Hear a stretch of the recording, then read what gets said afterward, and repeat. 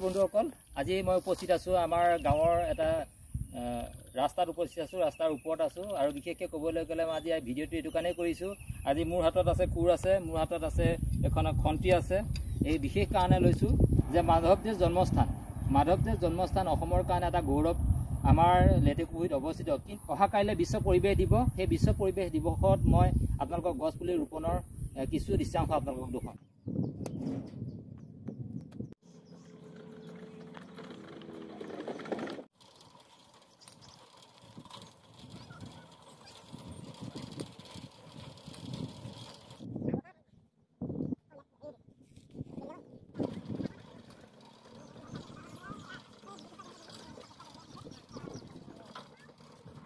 আজি বিশ্ব পৰিৱেশ দিৱস আজি বিশ্ব পৰিৱেশ দিৱসৰ উপলক্ষে কেইবাবছৰ আগৰ পৰা কি আছিল ভাবি আছিলোঁ এটা পদক্ষেপ ল'ম বুলি যিটো পদক্ষেপ হৈছে ৰাস্তাৰ এই কিনাৰচৰা গছ লগাম বুলি ভাবিছিলোঁ বিশেষকৈ ক'বলৈ গ'লে এইটো এটা অতি গুৰুত্বপূৰ্ণ ৰাস্তা আমাৰ গুৰুত্বপূৰ্ণ ৰাস্তা বুলি ক'ব গ'লে আমাৰ এই জেগাকণ হৈছে বৰবালি নগয়া লেটেকুপুখুৰীৰ অতি ওচৰতে এটা জেগা যিটো নেকি ৰাষ্ট্ৰীয় ঘাইপথৰ পৰা মাধৱদেৱ জন্মস্থানলৈ প্ৰায় 4 পৰা 5 কিলোমিটাৰ দূৰত্ব কিন্তু দেখা গৈছে যে এই 4-5 কিলোমিটাৰ এই 4-5 কিলোমিটাৰ যিটো দূৰত্ব আছে এই দূৰত্ব ৰাস্তাটো ঠিকই আছে ৰাস্তাটো পকীকৰণ অলৰেডি হৈ গৈছে ব্লক ইটাই পেলাই বনাইছে ৰাস্তাটো দেখাবা ৰাস্তাটো এয়া ধুনীয়া এই ৰাস্তাটো আপোনালোকে চাই পেলাই অনুভৱ কৰিব পাৰে এতিয়া এই বছৰ আপোনালোকে দেখা পালে যে অলপ দিনৰ আগতে এতিয়া যিহেতু মৰ্ণিং স্কুল চলি আছে ৰাতিপুৱা 7টা বজাৰ পৰা 12টা বজাৰ বা 1টা বজালৈকে স্কুল চলি আছে কিয় চলিছে আপোনালোকে গম পায় যিটো নেকি আমাৰ অসমত পৰিস্থিতি লখিমপুৰ জিলাৰ পৰিস্থিতি কি আছে 40 ডিগ্ৰীৰ পৰা 42 ডিগ্ৰী সেলচিয়াছলৈকে কি আছে তাপমাত্ৰা গৈছে গতিকে এনেকুৱা এটা তাপমাত্ৰাত যেতিয়া ল'ৰা ছোৱালীসকলে তেওঁলোকে এই ৰাস্তাটো দি বিদ্যালয়লৈ অহা যোৱা কৰে তেতিয়া কি হৈছে তেওঁলোকৰ ৰুমালেই হওক বা তেওঁলোকৰ চাদৰেই হওক বা মূৰত এনেকৈ দিব তেতিয়া দেখি বেয়া লাগে ইমান ৰ'দে দহিছে গতিকে সমগ্ৰ ৰাজ্যবাসীকে ধৰিছে আৰু বিশেষকৈ ক'বলৈ গ'লে আমাৰ যিটো নেকি মাধৱদেৱ জন্মস্থান এই ৰাস্তাটো এই ভোগপুৰৰ পৰা যিটো ৰাষ্ট্ৰীয় ঘাইপথৰ পৰা 4 কিলোমিটাৰ দূৰত্ব এটা মাধৱদেৱ জন্মস্থান অসমৰ কাৰণে এটা গৌৰৱৰ বিষয় বুলি ক'ব লাগিব এই জেগাটোতে অৱস্থিত লেটেকুপুখুৰীত অৱস্থিত কিন্তু এই দুইটাৰ কাৰণে কোনো গছ গছনি খুব কম বহুত দূৰলৈকে নাই আপোনালোকে এই ৰাস্তাটো দেখি আছে ইতিমধ্যে নাই গতিকে আহোঁতে যথেষ্ট প্ৰব্লেম হয় এই ৰাস্তাটো দিয়ে আমাৰ প্ৰায়বিলাক গুৰুত্বপূৰ্ণ ব্যক্তি মিনিষ্টাৰ ইয়ালৈ আহি থাকে CMA হওক EMA হওক বিভিন্ন MLA হওক আহি থাকে কিন্তু অলৰেডি এই ৰাস্তাটোত হ'ব লাগিছিলে চৰকাৰী আঁচনিৰ জৰিয়তে গছ লাগিব লাগিছিলে দুই কাষে গছ লাগিব লাগিছিলে কিন্তু সেইখিনি হোৱা নাই কি কাৰণে হোৱা নাই আমি তাক এনকুৱাৰী কৰিবলৈও যোৱা নাই বা অৱগতও কৰা নাই কিন্তু শেষত ভাবিছোঁ চৰকাৰী যি আঁচনি সেই আঁচনিলৈ আমি বাদ চাই নাথাকি আমি যদি সাধাৰণ ৰাইজে যদি প্ৰত্যেকে যদি ইয়াত সহায় আগবঢ়াওঁ দুজোপা এজোপা গছ ৰুই পেলাই কি আছে যদি দুই কাষে কৰোঁ ভালকৈ আমি সযত্নে ৰাখোঁ তেতিয়াহ'লে ইয়াৰ ভাল ফলগতি পোৱা যাব আৰু ৰাইজে এই যিটো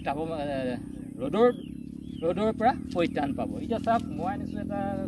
কৃষ্ণচূড়া ইয়াত এনেই লগাই থৈ গ'লেও নহ'ব ইয়াতে বাৰিষা হোৱাৰ লগে লগে গৰু এৰাল দিয়ে মানুহে গতিকে কৃষ্ণচূড়া আনিছোঁ এটা ডাঙৰ কৃষ্ণচূড়া প্ৰায় 6 ফুট মানুহৰ ওখ ৰাধাচূড়া আনিছোঁ আৰু লগতে কি আছে ইয়াতে মই এইকেইটা হেৰি আনিছোঁ এইফালে আপোনাৰ চাওক মোতকৈ ওখ মই এইটো যিটো বনাইছোঁ সেইটো মোতকৈ ওখ ইয়াত গতিকে ইয়াত আৰু কৈছে গৰুৱে খোৱা কোনো চান্স নাই তেনেকৈ এইটো আনিছোঁ চাওক মই এটাই পদক্ষেপ লৈছোঁ মানে আমাৰ পৃথিৱীখন সেউজীয়াকৰণ কৰাৰ ক্ষেত্ৰত পৰিৱেশ সুস্থকৈ ৰখাৰ ক্ষেত্ৰত মই ভাবিছোঁ যে যিটোৱে আমাৰ ভোগপুৰৰ পৰা থানৰ মাধৱদেৱ জন্মস্থানৰ যিটো ৰাস্তা এই ৰাস্তাটোত প্ৰায় 1000 পৰা 500 মানে 500 ওপৰত লাগিব 1000ৰ ভিতৰত লাগিব যিমানেই পুলি নালাগক কিয় মই ৰোপণ কৰিম বুলি ভাবিছোঁ আৰু অকল ৰোপণ কৰিম বুলি নহয় এনেকৈ বেৰা দি পেলাই ৰোপণ কৰিম বুলি ভাবিছোঁ গতিকে ইয়াত অকল মই ৰোপণ কৰিম বুলি বা মই বেৰা দি পেলাই ৰুই থৈ গ'লোঁ বেলেগে যদি অনিষ্ট কৰে তেতিয়াহ'লে মই সেইটো কৰিব নোৱাৰোঁ গতিকে মই ভাবিছোঁ আমাৰ অঞ্চলবাসী বিশেষকৈ বৰবালি বুঢ়াবিল আমাৰ ওচৰ চুবুৰীয়া নগয়া এই ওচৰ চুবুৰীয়াই যদি আমাক সহায় কৰে এই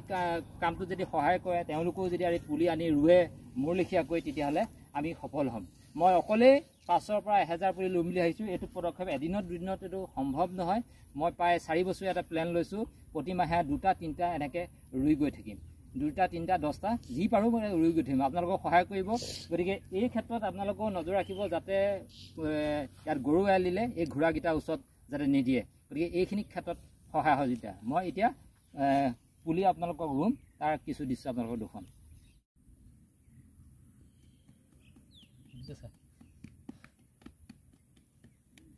কৃষ্ণ বুলি কোৱা।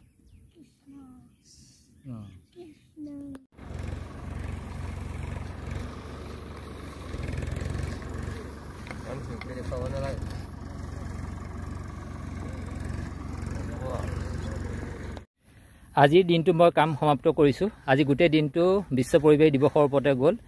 প্ৰথম বেলাত গ'ল বিদ্যালয়ত ছাত্ৰ ছাত্ৰীৰ সৈতে বিশ্ব পৰিৱেশ দিৱসখন পালন কৰিলোঁ। আৰু পিছবেলাটো আহি ইয়াতে লাগিলোঁ এই ৰাস্তাটোৰ কথা চিন্তা কৰি, যিটো মুকলিমূৰৰ ৰাস্তা, ইয়াতে কথা চিন্তা কৰি। এইটো দেখিছে অলৰেডি। ইয়াতে চাওক এটা চকুত ওখ অলৰেডি কৈছোঁৱেই এটা গঁৰাল বনালোঁ। ইয়াতে এইটো কৃষ্ণচূড়া ৰুলোঁ। মোক সহযোগ কৰিলে আজি মোৰ ছোৱালী তিতলী, আৰু মোক সহযোগ কৰিলে মোৰ লগত মোৰ ল'ৰা প্ৰিয়াংকুৱে সহযোগ কৰিলে, বেটাই সহযোগ কৰিলে। এয়া এটা ৰাধাচূড়া, তেওঁলোকেও মোক সহযোগ কৰিলে। গতিকে মই মোৰ ল'ৰা ছোৱালী বা মোৰ পৰিবাৰ, মোক সকলোকে ধন্যবাদ দিব লাগিব। এই মোক কামটো কৰিবৰ কাৰণে